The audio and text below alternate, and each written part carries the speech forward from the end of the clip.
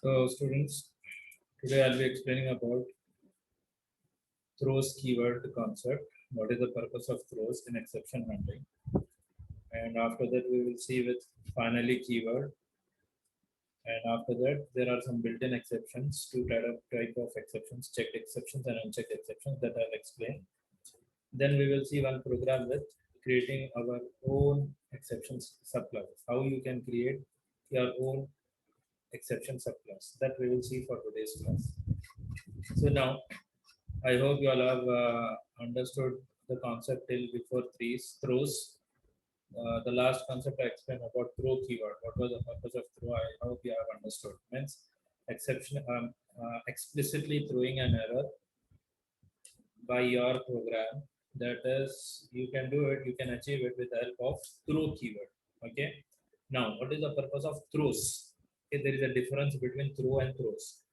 So throws is a keyword which is used when a particular method cannot handle an exception. Okay, so that time throws keyword is used. Okay, so there are two programs. The one program is the first program and the second program. The first program is, you can see over here, this program contains an error and will not compile. Okay, why it will not compile is, you can see over here, as there is a method called from here throw one. Okay, and it is calling this line throw one. So you can see over here it is throwing an error, but when you compile the program you will get a compile time error. Okay, so I will show you that. It's simple. I have already copied over here.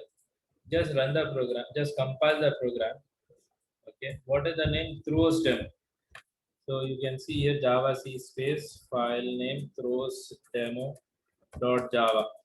Okay, I have applied over here. Sorry, I've given the command for compiling. You can see unreported exception must be caught or declared thrown. Okay, so what to do is, it's simple. You include try block and you include a catch block also.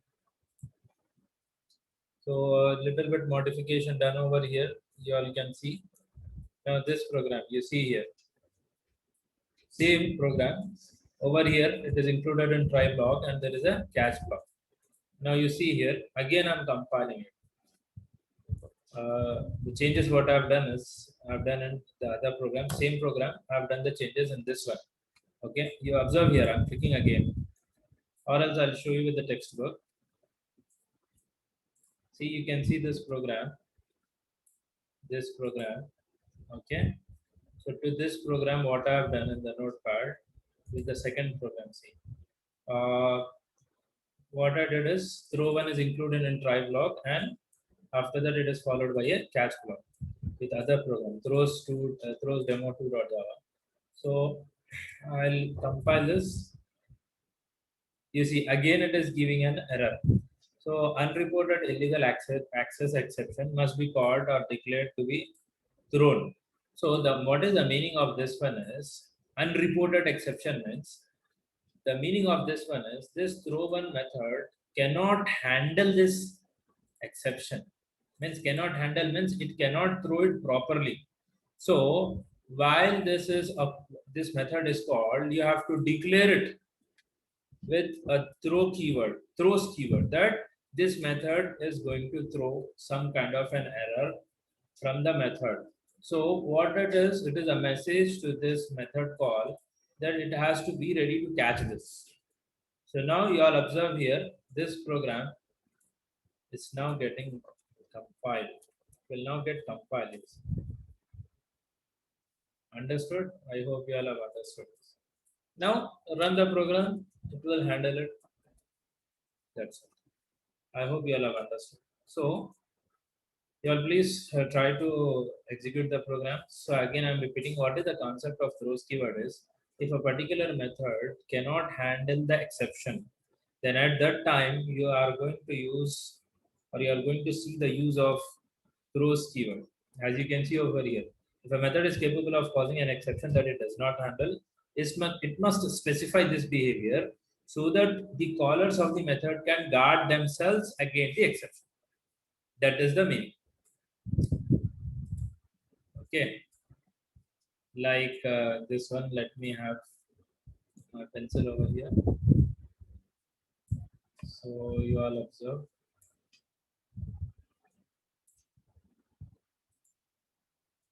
So you see here, it must specify this behavior. So where it is specified, this behavior, this specified is it is specified here, this one.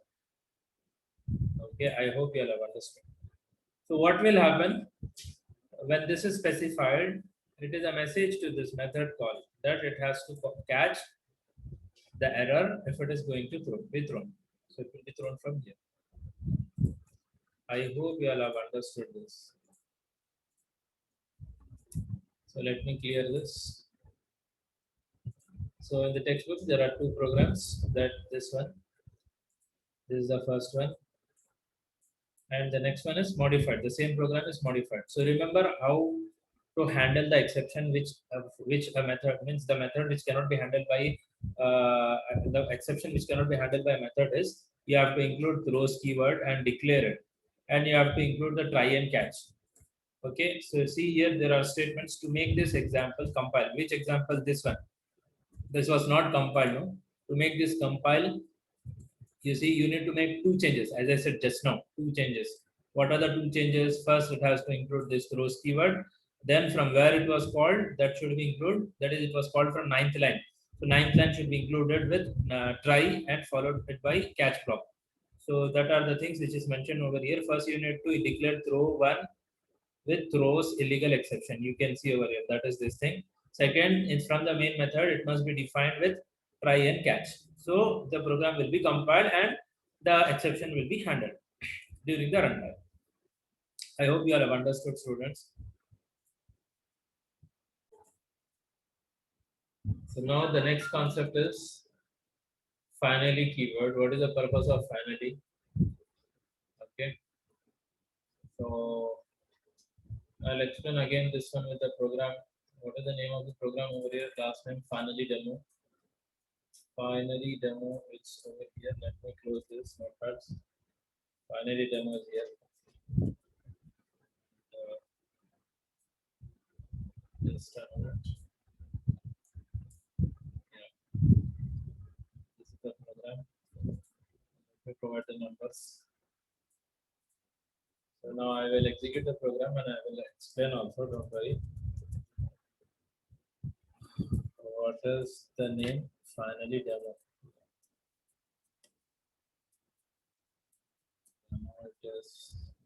It's compiled. I'll run the program. It is executed. Okay, students. Now, just a minute. Yeah. So now see here. What is the purpose of finally is? The purpose of finally is, suppose in a try block, if there is any exception which is that is an error or exception which is thrown, it will be caught by the catch block. You all know it. Okay. Suppose if there is no exception in the try block, so there will be no catch to catch. Okay. So either there is an exception or there is no exception. Whatever the condition might be with the try block, the content which is written in finally block will be executed. Whether there is an error or whether there is no error, finally block will be executed. That is the purpose of finally keyword.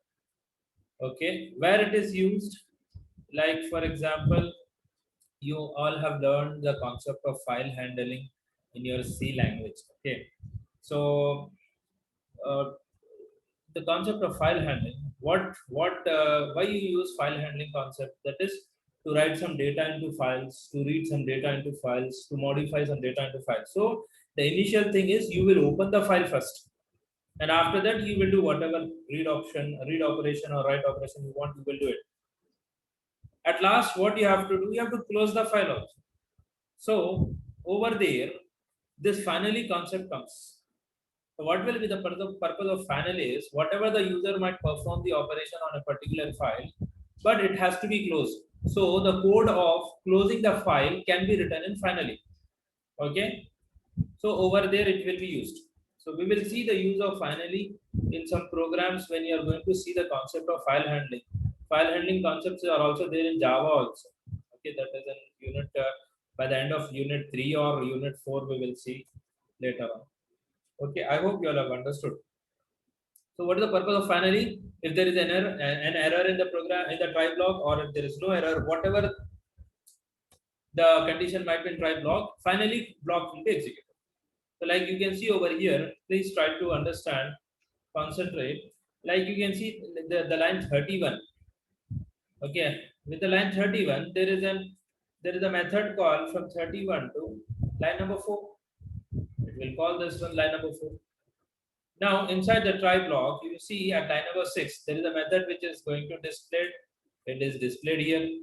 But you see at line number 7, there is an error which will be thrown and it will be caught by line number 32, and 33rd line will be displayed. But during, what should I say, while the error is thrown from line number 7 to line number 32 catch, the finally block is executed before it has been caught.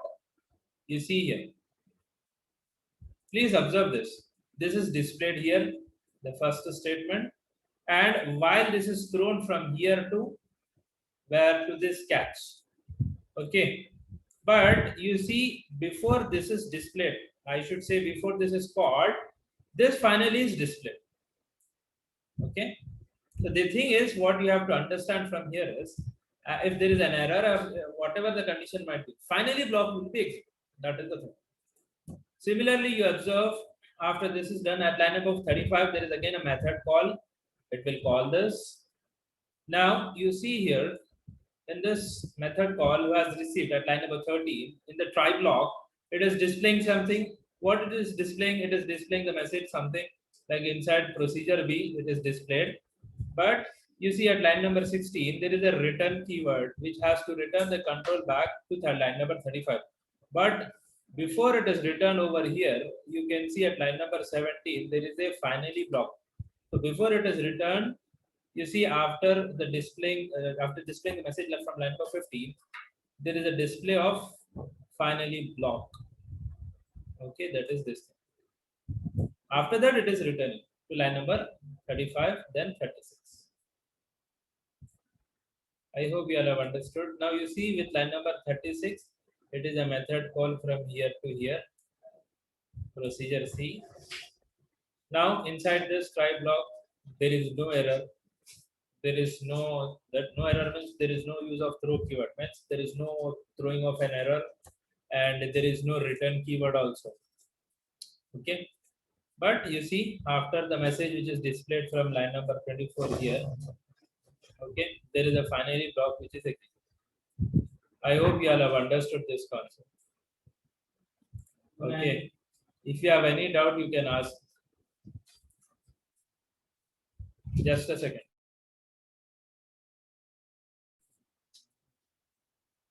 I hope you all have understood now. So you can see over here, what is the purpose of finally keyword? See, in this example, procedure A prematurely breaks out of the try by throwing an exception, as you have seen over here. Okay, let me minimize this.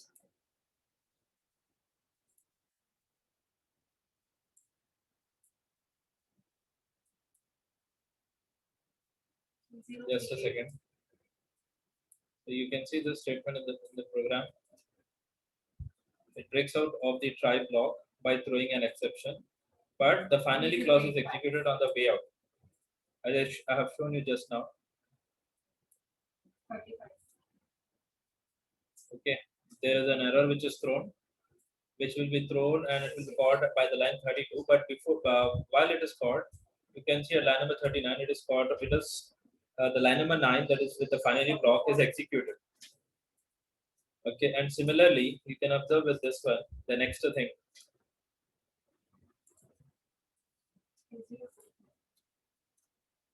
What is the next thing is procedure B, try statement is exited via return statement, but while it is exited via return statement, the finally clause is executed before procedure B returns. I hope you have understood this one. You can see over here at from line number 35 there is a call to line number 13, and in the line number 13 there is a try block with 15th line which is displaying the message over here. Where it is displayed is, you see here, it is displayed. But at line number 16, while it is returning, before it is returning in the main method from where it was called, from line number 35, the finally block is executed. Okay, I hope you all have understood this. Then after that, in procedure C, the try statement executes normally without error. So this is what is finally blocked, still executed. I hope you all have understood. Okay, then the next concept is Java's built-in exceptions. Okay, whatever you have learned till now in exception handling, all of them are built-in exceptions only. Okay, before going in with what are the two types of built-in exceptions over here, I'll show you the diagram of this chapter. Just see here, there is an hierarchy of throwable which is followed by exception subclass and error subclass, and exception subclass is followed by runtime exception. Okay, so you can see inside the standard Java package.lang, Java defines several exception classes. A few you have been seen now till now, like what arithmetic exception, array index out of bound exception, illegal exception, null pointer exception. All of them are all of them are built in. So you can see the most general of these exceptions are subclasses of the standard type runtime exceptions. Okay, all of them are the examples of, or I should say subclasses of runtime exceptions only. All of them comes under this part, that is this one over there. They are the subclasses of the runtime exception. Okay, now under this there are again two types of exceptions. One is checked exceptions, one is unchecked exceptions. So you see till now, as previously explained with today's program of throws keyword and the last class program, that is throw keyword, you can see these exceptions need not be included in any methods throws list. Okay, means the program which I've explained today and the last class. Before that, you see this program, line number 216, sorry, page number 216. You see this program, it was compiled, and when I executed this, you have observed the output that it is an error. There is no code written over here to catch it or handle it. Okay, so the Java runtime system is giving you the message. At what time it is giving, this is the important thing to remember and to understand. It is being given at the time of runtime rather than at compile time. I'm repeating again, students, this programs and even this program, even this program, even this multiple catches also. Okay, till here, and even this, not this one, yeah, even this nested try program, you all might have observed the concept is that it is compiled, but at the runtime it is showing you the exception. So that is what is known as unchecked exception. Like these are called unchecked exception. Why they are called as unchecked exception? Because the compiler does not check to see if a method handles or throws these exceptions. This is the point to understand, and this is the point to remember. I'm repeating again, the programs which I've shown you now, they are not caught during the compile time. Okay, rather they are caught or the message is shown at the runtime. So that is why they are known as unchecked exception. Means any error, if it is not known at compile time, they are unchecked, and they are known as unchecked exceptions. Okay, and you can see this one. This is the table 10.1, which is listing out the unchecked exceptions. The first column is the name of the exceptions, and the right column is the meaning of those exceptions. Okay, what we have seen till now: arithmetic exception, array index out of bound exception, and null pointer exception. Few of them you have seen. Okay, till the program of throw keyword. Okay, you can see in throw keyword, null pointer exception. I hope you have seen over here null pointer exception. But before this, you have seen today's program of throws keyword. When the program was when this program was executed over here, not executed, I should say, when this program was compiled, the error was thrown at compile time only. Why? Because this is a method which cannot handle it at the compile time. So the error which is known at the compile time, that kind of error or exception is known as checked exception. So what is that exception? Illegal access exception. So I will show you the table over here, not the table, just few points over here. That is, you can see table 10.2 lists those exceptions defined by java.lang that must be included in a method's throws list. If a method can generate one of these exceptions and does not handle itself, these are called checked exceptions. I'm repeating again, students, the program what you have seen today, just now, before finally, that is throws keyword, the use of throws keyword. There were two programs, okay? I'll show you again over here. This is the program which was correct. This is the program which was incorrect. Means during the compile time only, it was giving you that this is having some error. So what is the meaning over here? That is, it is checked at compile time only. So this kind of exception is known as checked exception. So what to do if this kind of exceptions are there, that is checked exceptions are there, you have to use throws keyword. That's it. So I hope you all have understood. If you have doubt, you can ask me. What is the purpose of what is checked exception? Means the exceptions which are known at the time of compile time. So you can see over here. That must be included in a method's throws list if a method can generate one of these exceptions and does not handle it itself. So these are called checked exceptions. So whereas the table is, this is the table 10.2. You can see over here illegal access exception, one kind of exception which is known over here. Okay, which has to be handled with the help of throws keywords.